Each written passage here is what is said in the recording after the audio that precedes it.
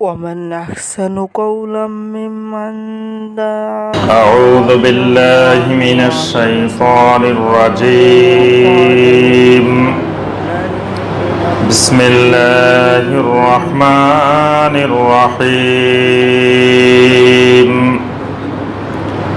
والسماء والطارق وما أدراك ما الطارق النجم الثاقب إن كل نفس لما عليها حافظ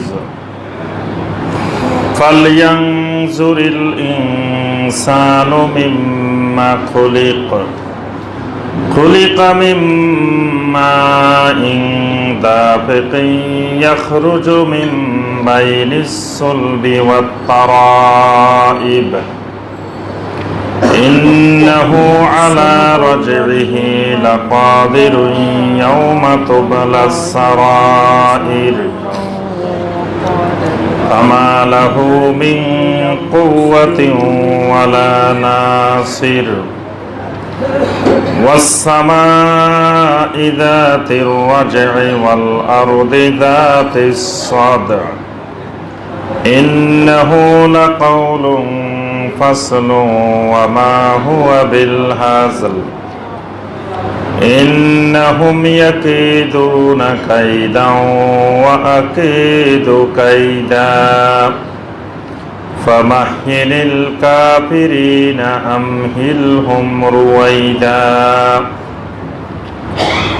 اللهم صل على محمد وعلى آل محمد كما صليت على إبراهيم وعلى آل إبراهيم إنك حميد مجيد اللهم بارك على محمد وعلى آل محمد كما باركت على إبراهيم وعلى آل إبراهيم إنك حميد مجيد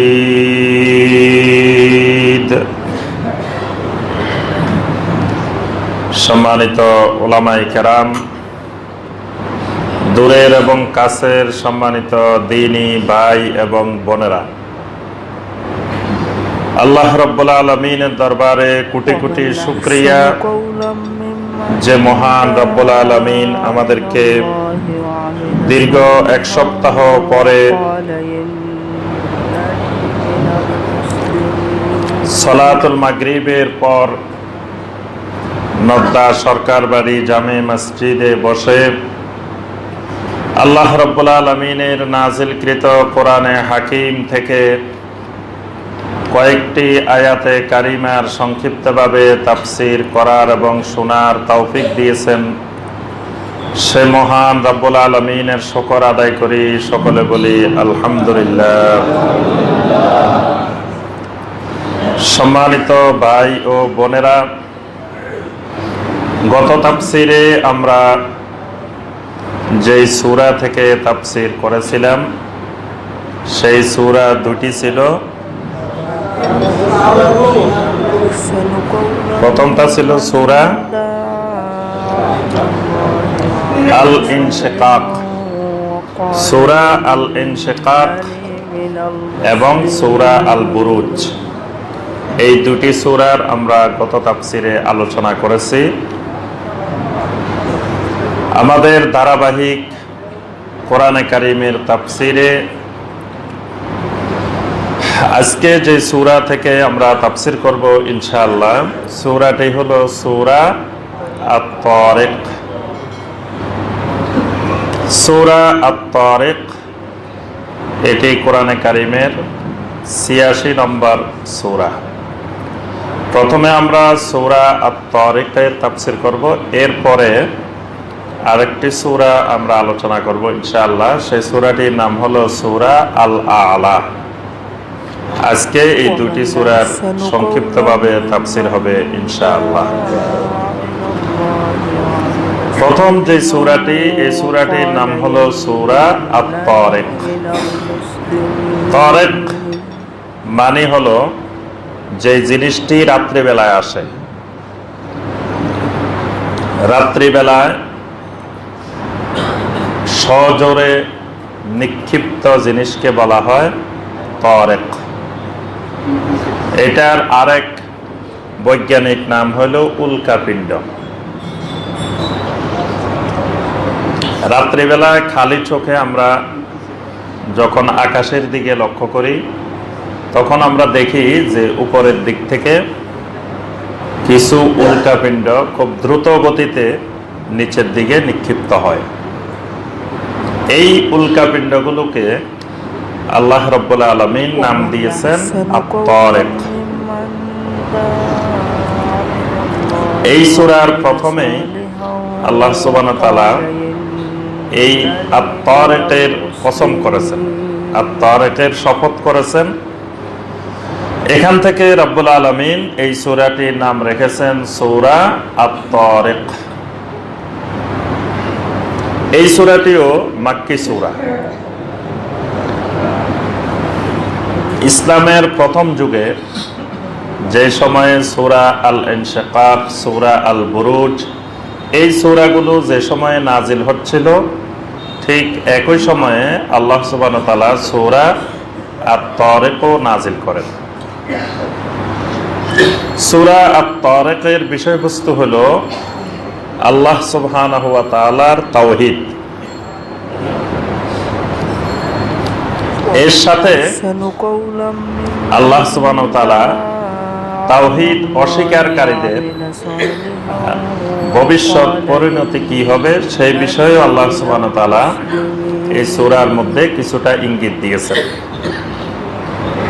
পৃথিবীতে একজন মানুষ জন্মগ্রহণ করার পরে তার মাথায় যখন বিবেক বুদ্ধি আসে, তখন তার প্রথম কাজ কি? তার রবকে চিনা। প্রথম কাজ পৃথিবীতে, এক নম্বর কাজ মারিফাতুর রব আযজা ওয়া জাল্লা, অর্থাৎ আল্লাহ রাব্বুল আলামিনকে, তার রবকে খুঁজে বের করা, তার রবকে চিনা, তার রবকে বুঝা, তার রবের পরিচয় জানা। তো রবের পরিচয় কিভাবে জানা যায়? রবের পরিচয় জানার মাধ্যম কি? বিআয়াতিহি ওয়া মাখলুকাতিহি। রবকে চিনার, রবের পরিচয় জানার মাধ্যম হলো রবের আয়াতগুলো এবং রবের মাখলুকাতগুলো। এই দুটি মাধ্যমে রবকে চেনা যায়। রবের আয়াত কোনগুলো? জি, রাত, দিন, চন্দ্র, সূর্য, এগুলো হলো আল্লাহ সুবহানাহু ওয়া তাআলার আয়াত। আবার কোরআনে কারিমের এই যে বাক্যগুলো, এগুলো আল্লাহ সুবহানাহু ওয়া তাআলার আয়াত। এই আয়াতের মাধ্যমে রবকে খুঁজে পাওয়া যায়। আরেকটি মাধ্যম হলো মাখলুকাতের মাধ্যমে রবকে খুঁজে পাওয়া যায়। আল্লাহ সুবহানাহু ওয়া তাআলা বিভিন্ন মাখলুকের দিকে মানুষ যদি গভীরভাবে লক্ষ্য করে, তাহলেও সেখানে রবকে খুঁজে পাওয়া যায়। এই সূরাটির মধ্যে, সূরা আত-তারিকের মধ্যে আল্লাহ সুবহানাহু ওয়া তাআলা রবকে খুঁজে পাওয়ার জন্য, আল্লাহ সুবহানাহু ওয়া তাআলাকে খুঁজে পাওয়ার জন্য আল্লাহ পাক বিভিন্ন দিকে, চারিদিকে একটু লক্ষ্য করার জন্য, তাকানোর জন্য বলছেন। প্রথমে রবকে খুঁজে পাওয়ার জন্য উপরের দিকে তাকাতে বলছেন। তারপরে আল্লাহ সুবহানাহু ওয়া তাআলা তার নিজের দিকে, নিজের নফসের দিকে, নিজের শরীরের দিকে তাকাতে বলছেন। তারপরে আল্লাহ সুবহানাহু ওয়া তাআলা তার চারিদিকে, চতুর্পাশে তাকাতে বলছেন। এই তিন তাকানোর মাধ্যমে সে আল্লাহ সুবহানাহু ওয়া তাআলাকে, তার রবকে খুঁজে পেয়ে যাবে। তার রবকে সে সহজে খুঁজে পাবে। আর রবকে খুঁজে না পেলে তার দুনিয়াও বরবাদ, আখিরাতও বরবাদ। কারণ তার কবরে প্রথম যে প্রশ্নটি, যে কোশ্চেনটি, সেটি কি? মার রব্বুকা, সেটি হলো মারিফাতুর রব। তোমার রবকে চিনেছো কিনা, রবকে খুঁজে পেয়েছো কিনা? তাহলে রবকে খুঁজে বের করতেই হবে। তাহলে আমার আপনার রবকে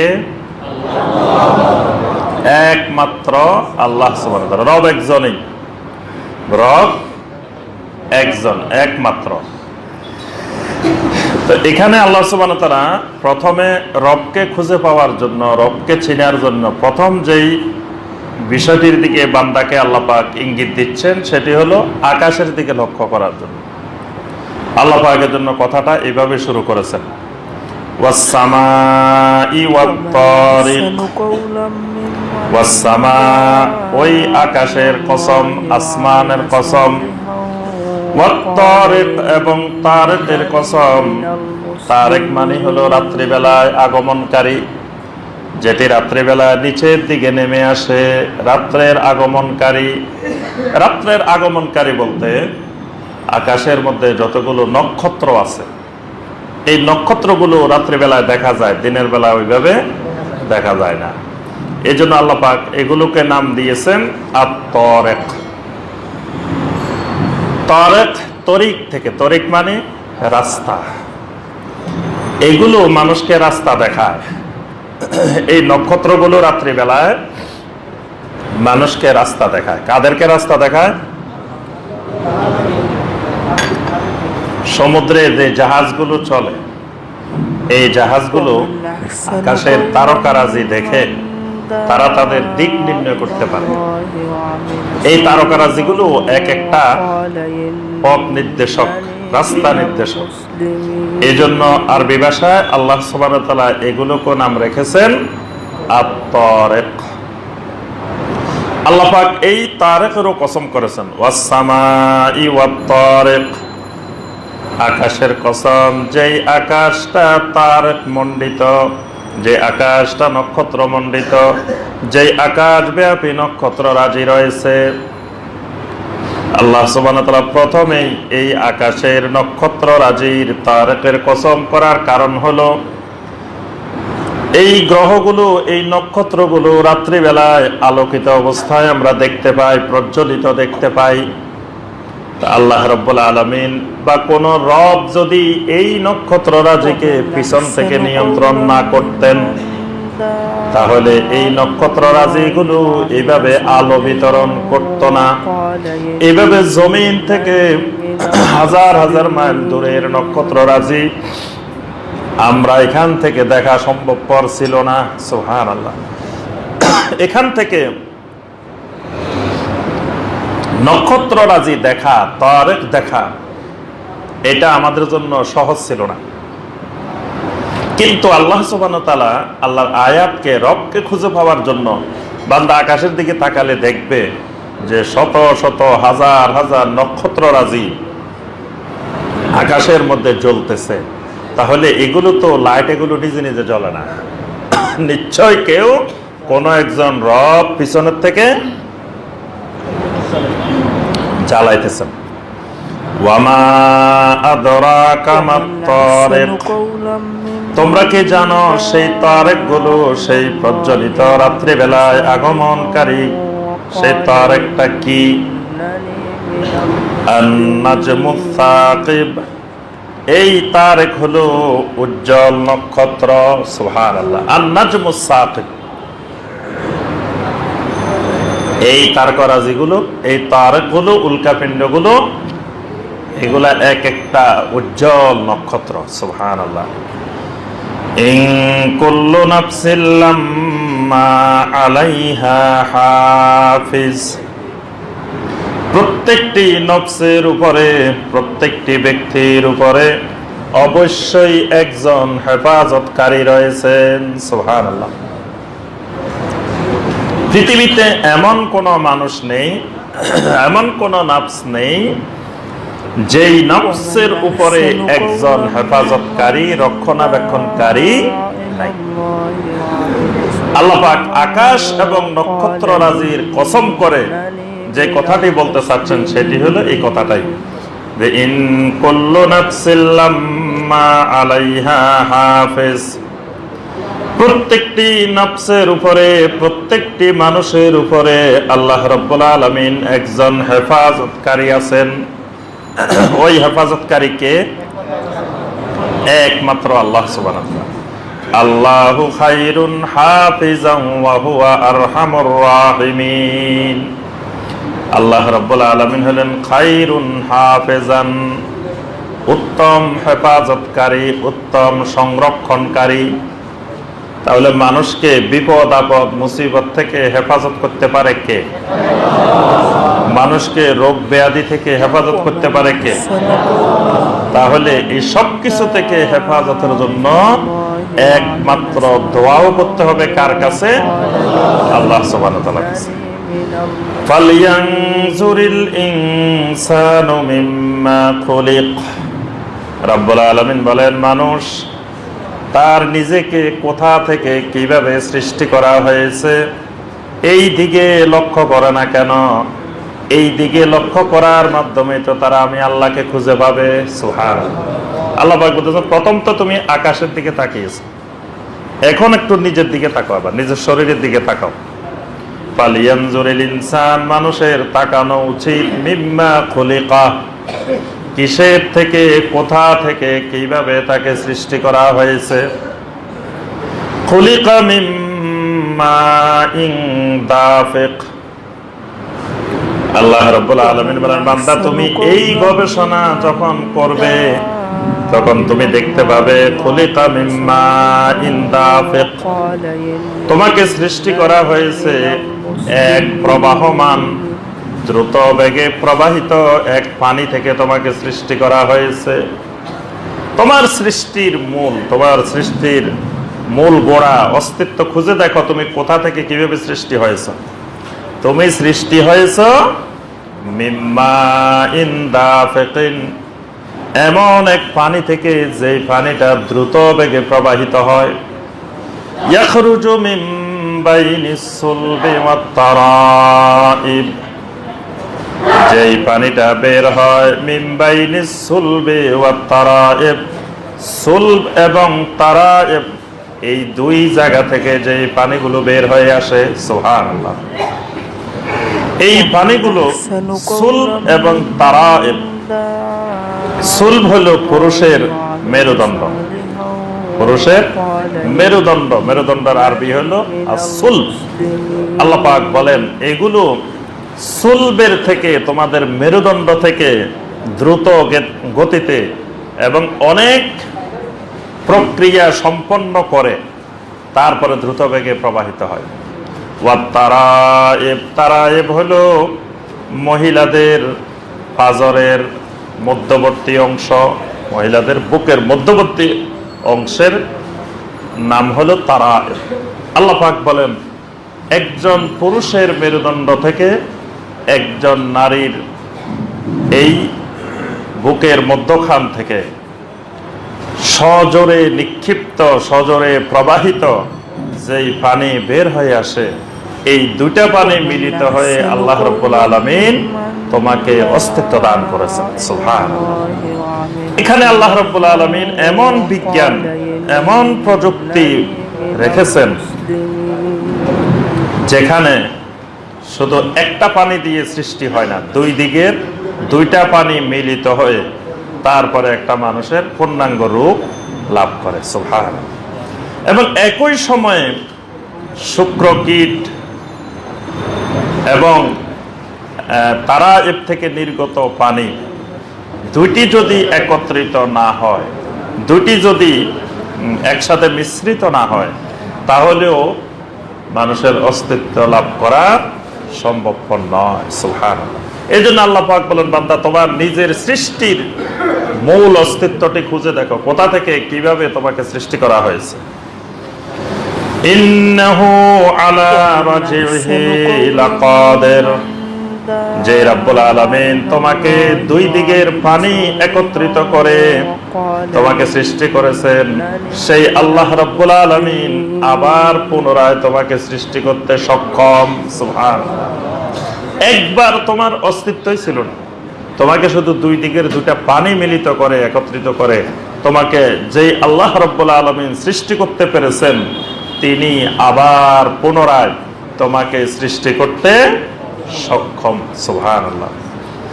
ইয়াউমা তুবলা সারাইর, যেদিন তোমাকে আবার দ্বিতীয়বার সেই রব্বুল আলামিন সৃষ্টি করবেন, সেই দিন সকল গোপন বিষয়ের পরীক্ষা হয়ে যাবে। সুবহানাল্লাহ। সেই দিন কোন দিন? কিয়ামতের দিন। ওই দিনটার আল্লাহ পাক এখানে দুইটা পরিচয় দিয়েছেন। একটা পরিচয় হলো ইয়াউমা তুবলা সারাইর, সেই দিন এমন একদিন যেদিন গোপন বিষয়গুলোর পরীক্ষা হয়ে যাবে, গোপন বিষয়গুলো প্রকাশ পেয়ে যাবে। অর্থাৎ সেদিন গোপনীয় বিষয় বলতে কোনো কিছুই থাকবে না। জমিনের ভিতরেও নিচেও গোপন কিছু থাকবে না। মানুষের ভিতরে তার আমলনামার কোনো কিছু গোপন থাকবে না। যত রকমের গোপন বিষয় আছে, সমস্ত গোপন বিষয়কে আল্লাহ পাক সেদিন প্রকাশ করে দিবেন। ইযা যুলজিলাতিল আরদু জিলজালাহা ওয়া আখরাজাতিল আরদু আসকালাহা ওয়া ক্বালাল ইনসানু মা লাহা ইয়াওমাইযিন তুহাদ্দিসু আখবারাহা। সেদিন আখরাজাতিল আরদু আসকালাহা, জমিনের ভিতরে যত খনিজ সম্পদ আছে, যত মানুষ আছে, যা কিছু আছে, সব জমিন বের করে দিবে। এবং ইয়াউমাইযিন তুহাদ্দিসু আখবারাহা, জমিন তার খবরগুলো বর্ণনা করতে থাকবে, খবরগুলো বলতে থাকবে। কোন জমিনের উপর দিয়ে হেঁটে হেঁটে আল্লাহর নাফরমানি করা হয়েছে, ওই জমিন আল্লাহর কাছে প্রকাশ করে দিবে। সুবহানাল্লাহ। জমিন সব খবর বলে দিবে। যেমন এই জমিনের উপরে বসে আমরা এখন আল্লাহর কালাম শুনতেছি, আল্লাহর কালামের তাফসীর করতেছি, এইটাও জমিন কিয়ামতের দিন বলে দিবে। সুবহানাল্লাহ। আবার যে লোক এই রাস্তা দিয়ে হেঁটে গিয়ে গুনার কাজ করতেছে, এই রাস্তা ওই কথাটাও বলে দিবে। সুবহানাল্লাহ। সেদিন কোনো কিছু মানুষের গোপনীয় লুকায়িত থাকবে না। ফামা লাহু মিন কুওয়াতিন ওয়ালা নাসির, সেদিনের পরিচয় হলো ফামা লাহু মিন কুওয়াহ, সেদিন বান্দা তোমার কোনো শক্তি থাকবে না, কুওয়াত থাকবে না, তোমার কোনো শক্তি, সামর্থ্য, প্রভাব সেদিন থাকবে না, কোনো ধরনের শক্তি থাকবে না। মানে তোমার পেশি শক্তি, তোমার বিভিন্ন ধরনের প্রভাব খাটানোর মতো শক্তি কিয়ামতের ময়দানে কিছুই থাকবে না। ওয়ালা নাসির, এবং তোমাকে কোনো দিক থেকে কেউ সাহায্য করবে এইরকম কোন সাহায্যকারীও কিয়ামতের ময়দানে থাকবে না। সুবহানাল্লাহ। কোন সাহায্যকারী তোমাকে কিয়ামতের ময়দানে এই বিপদের দিন একটু সাহায্য করবে, এরকম সাহায্যকারীও খুঁজে পাওয়া যাবে না। ওয়াস-সামা'i যাতির রাজ'i, আল্লাহ রাব্বুল আলামিন প্রথম কসম করে আকাশ এবং তারেকের কসম করে রব্বুল আলামিন বান্দাকে তাওহীদের দিকে, আখিরাতের দিকে মনোনিবেশ করিয়েছেন। আবার আল্লাহ রব্বুল আলামিন আসমান জমিনের কসম করে বলতেছেন ওয়াস-সামা'i যাতির রাজ'i, ওই আকাশের কসম যেই আকাশ থেকে বারবার বৃষ্টি নাজিল হয়। সুবহানাল্লাহ। ওই আকাশের কসম যে আকাশ থেকে জাতির রাজ'i বারবার বৃষ্টি নাজিল হয়, বৃষ্টি বর্ষণকারী আকাশ। সুবহানাল্লাহ। আল্লাহ পাক বলতেছেন ওই আকাশের মধ্যে যেমন তোমরা তারেক, উজ্জ্বল নক্ষত্ররাজি যেমন দেখতে পাও, আবার ওই আকাশ থেকে তোমাদের উপরে বৃষ্টিও নাজিল হয়। সুবহানাল্লাহ। তাহলে এই আকাশের নিয়ন্ত্রণকারী তোমাদের রব আছেন, যেই রব এই বারবার বৃষ্টিও তোমাদের প্রতি নাজিল করেন। সুবহানাল্লাহ। ওয়াল আরদি যাতিস সাদ'i, ওই জমিনের কসম যেই জমিন উদ্ভিদ রাজিকে নিচের থেকে ফেটে বের করে দেয়। সুবহানাল্লাহ। জমিন যদি বলতো যে উদ্ভিদ তুমি নিচের থেকে আমাকে যত ঠেলা ঠেলো, আমি কিন্তু তোমাকে বের হইতে দিব না, তাহলে জমিনের ভিতর থেকে কোনো গাছ, কোনো উদ্ভিদ রাজি জমিনের নিচের থেকে বের হইতে পারত না। কিন্তু জমিন তাকে বের করার জন্য তাকে সহজ করে দিচ্ছে। জমিন আলাদা হয়ে যাচ্ছে, ফেটে যাচ্ছে, ফেটে ওই উদ্ভিদটাকে ভিতর থেকে বের করে দিচ্ছে। সুবহানাল্লাহ। আল্লাহ পাক বলেন যে এই জমিনকে যদি আমি এইরকম না বানাইতাম, ওয়াল আরদি যাতি সাদঈ, ফেটে যাওয়া জমিন যদি না বানাইতাম, তাহলে জমিনে বসবাস করা তোমাদের পক্ষে সম্ভব হতো না। তাহলে আমাদের কোনো খাবার, কোনো রিজিক, কোনো কিছুই তো এখান থেকে আসতো না যদি জমিন শক্ত হয়ে বসে থাকতো। জমিতে আমরা চাষাবাদ করতেছি, হাল চাষ করতেছি, এটাকে কত রকমে করতেছি, কিন্তু জমিন আমাদেরকে সহযোগিতা করতেছে, জমিন সহজ করে দিচ্ছে। কখনো জমিন কোন জায়গায় অসহযোগিতা করে না আল্লাহর বান্দাদের সাথে। এই জন্য আল্লাহ পাক ওই জমিনের কসম করেছেন যেই জমিন বান্দার সুবিধার জন্য ফেটে যায়। সুবহানাল্লাহ। তা আল্লাহ পাক বলেন এই জমিন তোমার চোখের সামনে যেমন উদ্ভিদ রাজিকে ফেটে ভিতর থেকে বের করে দেয়, কিয়ামতের ময়দানেও এরকম কবরের থেকে, মাটির নিচের থেকে এই জমিন তোমাকে ঠেলে বের করে দিবে, তোমাকে ঠেলে উপরে তুলে দিবে। সুবহানাল্লাহ। ইন্নাহু লাকাউলুন ফাসলুন, রব্বুল আলামিন বলেন এই কিয়ামতের বিষয়টি ফয়সালা হয়ে গেছে, এটা একটা সিদ্ধান্তকৃত বিষয়। সুবহানাল্লাহ। মানে এটা নতুন কোনো বিষয় না। এই দিনের কিয়ামত হবে এই ব্যাপারে আল্লাহ রাব্বুল আলামিনের ফয়সালা, আল্লাহ রাব্বুল আলামিনের সিদ্ধান্ত আগে থেকে হওয়াই আছে। ওয়ামা হুয়া বিল হাজাল, আল্লাহ রাব্বুল আলামিন এই কিয়ামতের দিন সংগঠিত করতে কোনো ধরনের দুর্বলতা নাই। সুবহানাল্লাহ। মানে আল্লাহর পক্ষে কিয়ামতের ময়দান কায়েম করা, বিচার করা, তারপরে এই দিন তোমাদের জন্য আমলনামা হাজির করা, মিজান হাজির করা, হিসাবনামা, জাযা দেওয়া, এইগুলোর ক্ষেত্রে আল্লাহ পাকের কোনো দুর্বলতা নাই। সুবহানাল্লাহ। ইন্নাহুম ইয়াকিদুনা কাইদান ওয়া আকিদু কাইদা, আল্লাহ রাব্বুল আলামিন বলেন ইন্নাহুম ইয়াকিদুনা কাইদা।